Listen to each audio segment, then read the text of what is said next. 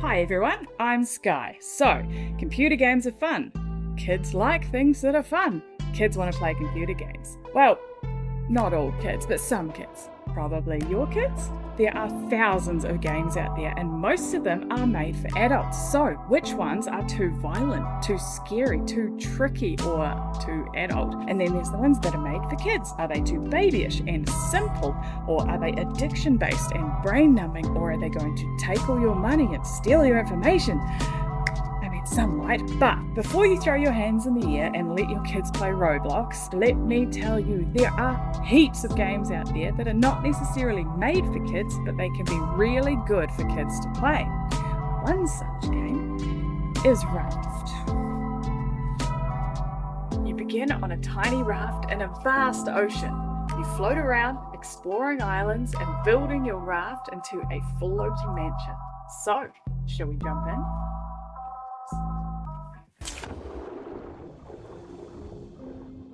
Raft is a survival crafting game available on PC, which means you buy it on Steam, you play it on a computer with a mouse and keyboard as opposed to like an Xbox or whatever.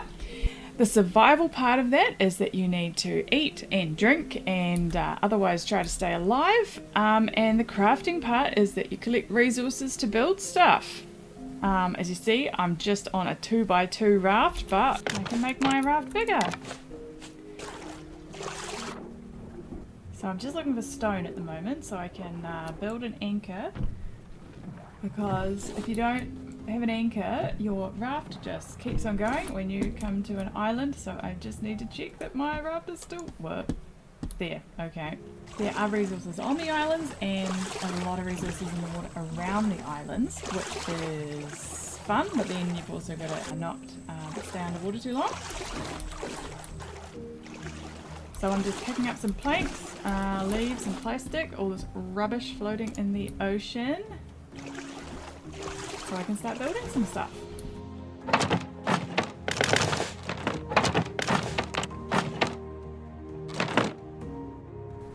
So there's two things I really like about this game, which I think make it really accessible to kids. The first is multiplayer. It has really good multiplayer, except for the fact that it's not split screen, so you need 2 computers, 2 copies of the game, but that's actually quite standard.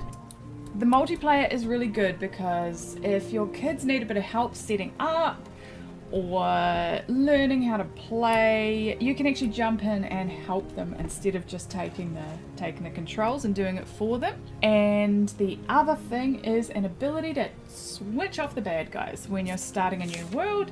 Choose peaceful and then nothing will attack you, and basically in that way you can completely avoid combat, and that is why I can swim around without, where is he? There we go, without worrying about that fella right there, because yeah, see, he's just coming over to say hello. Whereas if I was playing this in even easy, he'd be trying to eat me. Gotta eat something.